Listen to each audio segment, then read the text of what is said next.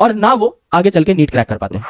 अब वो बच्चे जो 12th क्लास में थे, जिन्होंने पहली बार नीट दिया है, जो स्टूडेंट पहले से ड्रॉपर थे, अब इनके ऊपर पूरी कहानी आकर टिक जाती है। सर हम क्या करें?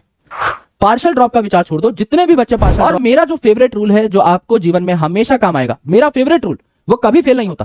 कुछ आप में से लिख रहे हैं कि सर ड्रॉप लेना चाहिए नहीं, मैं आपको एक सिंपल टेक्निक बताता हूं, उससे आपको पता लग जाएगा आपको ड्रॉप लेना है या नहीं। बहुत सिंपल टेक्निक है, कोई रॉकेट साइंस नहीं है, आपके दिमाग में एकदम क्लैरिटी आ जाएगी। सबसे पहली बात, जो स्टूडेंट कह रहे हैं कि सर मैं पार्शियल ड्रॉप लूंगा, पहले तो उनको जो है हम लोग साइड में रख देते हैं। पार्शियल ड्रॉप क्या होता है सर? पार्शियल ड्रॉप का मतलब एक ऐसा ड्रॉप जिसमें आप साथ साथ कुछ कर रहे हो। देखो मेरे दोस्त, अगर आप बीएससी में एडमिशन लेते हो, बीएससी नर्सिंग में एडमिशन लेते हो, बीएससी एग्रीकल्चर में एडमिशन लेते हो, ये जो पार्शियल ड्रॉप है ये आपके लिए नहीं है। क्यों नहीं है?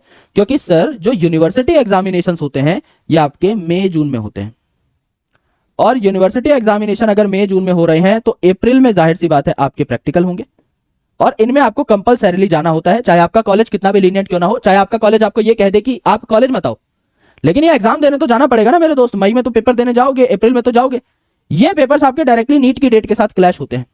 और इस चक्कर में मैंने कई सारे स्टूडेंट्स को देखा है मेरे भाई कि वो अपना पार्शियल ड्रॉप का ईयर जो है खराब कर देते हैं, ना वो बीएससी अच्छे से कर पाते हैं और ना वो आगे चल के नीट क्रैक कर पाते हैं। पार्शियल ड्रॉप का विचार छोड़ दो, जितने भी बच्चे पार्शियल ड्रॉप चाह रहे हैं, या तो इज्जत से कोई डिग्री पकड़ो और उसको पूरी मेहनत से करो, पूरी ईमानदारी से करो, या इज्जत से ड्रॉप करो और पूरी साल मेहनत करके, एक एक दिन मेहनत करके, 8-9-10 घंटे पढ़ाई करके मेडिकल कॉलेज में लैंड करो, बीच में मत लटको। अब वो बच्चे जो 12th क्लास में थे, जिन्होंने पहली बार नीट दिया है, उनको झटका लग गया है, उनको पता लग गया होगा कि उन्होंने 11th-12th में क्या गलतियां की हैं। मेरे दोस्त, अगर आप 12th क्लास में थे, एक मौका आप अपने आप को दे सकते हो, आपने जिंदगी में अभी कुछ बहुत बड़ा नहीं खोया है। अगर आप ड्रॉप लेना चाहते हो, कॉन्फिडेंटली ड्रॉप ले सकते हो, आपके लिए कहानी है ही नहीं। या तो 12th के बाद आपको पता लग गया होगा आपका सिलेक्शन होगा या नहीं, या आप कितनी और मेहनत कर सकते हैं, कितना आप इंप्रूव कर सकते हैं। आपको लगता है कि आप अच्छा जंप मार लोगे तो आपको कॉन्फिडेंटली ड्रॉप लेना चाहिए, आपके पास एम्पल टाइम है। जो स्टूडेंट पहले से ड्रॉपर थे, अब इनके ऊपर पूरी कहानी आकर टिक जाती है। सर हम क्या करें? अगर आप पहले से ड्रॉपर थे, आपके मार्क्स बहुत मैटर करते हैं। अगर इस बार आपके नंबर आ रहे हैं 400 के आसपास, 350 के आसपास, ड्रॉप कर सकते हो, डिसेंट नंबर है डिफिकल्टी लेवल के हिसाब से। अगर आपके नंबर बहुत कम आ रहे हैं, 150, 200, भाई देख सकते हो कि आप में क्या क्या कमियां रह गई, और उस हिसाब से आप ड्रॉप बनाने का सजेशन ले सकते हो।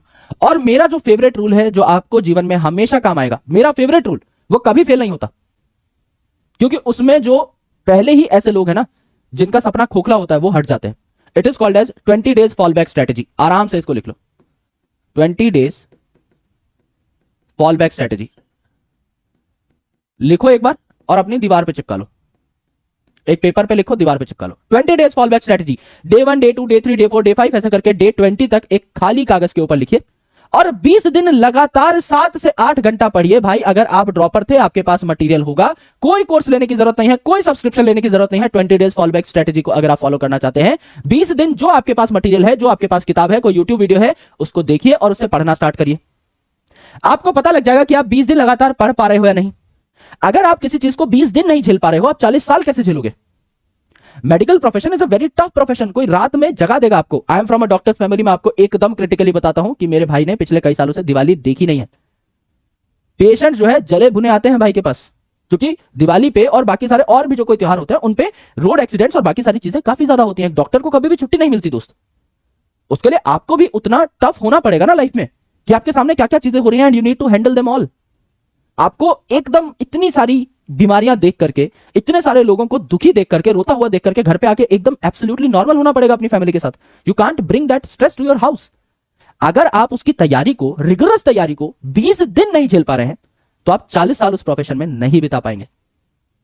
सिर्फ 7 से 8 घंटा मान लो मेरे दोस्त, ये अगर आप 20 दिन डिसिप्लिन्ड वे में पढ़ गए, 1 साल अगर आप तैयारी करोगे, दुनिया की कोई ताकत आपको किसी भी एग्जाम में सिलेक्शन लेने से नहीं रोक सकती।